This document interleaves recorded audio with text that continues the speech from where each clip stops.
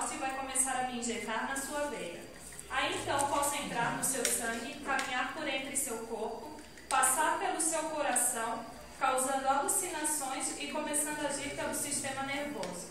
Você começará a ficar agressivo, violento e praticamente matará e roubará para obter dinheiro para sustentar o seu vício. Logo que entrar no seu sistema nervoso, sua mente será minha e tomarei conta de você.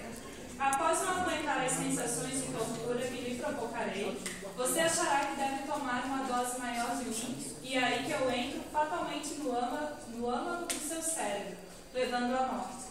Se mesmo depois de tudo você estiver disposto a me usar, não hesite, que estou disposto a acabar com a sua vida. Atenciosamente, a droga. Gente, olha só, agora é bem rapidinho para finalizar, não temos muito tempo, infelizmente, né? Mas eu estou aqui porque, assim, ó, eu moro a vida inteira lá no Monte Cristo. Então eu vim aqui falar a experiência que eu vivi, né? Que eu convivenciei ao decorrer da minha vida. Por exemplo, eu tenho vários amigos que nós criamos desde pequenininhos, né? E eu nunca imaginei que um dia eu ia poder me entristecer tanto, sabendo que as pessoas se deixam a se envolver, a acabar com a sua própria vida, às vezes com um simples pedacinho de droga, por exemplo, o crack.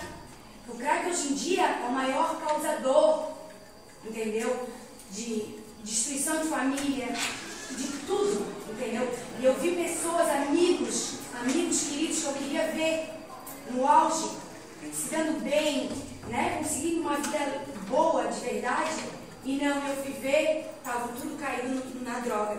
E graças a Deus, eu sempre tive uma cabeça, não vou nunca me deixar influenciar por amigos nenhum. Porque isso a gente pode dizer que amigos influenciam, né? Que amigos podem te levar a um mau caminho e que não é bom. Eu queria deixar assim, ó, que tomara mesmo que nós, mesmo tendo exemplos, né? Nunca se deixamos cair nessa tentação que não tem volta, gente. É muito triste. Tem outra situação melhor. Tá bom? Obrigada.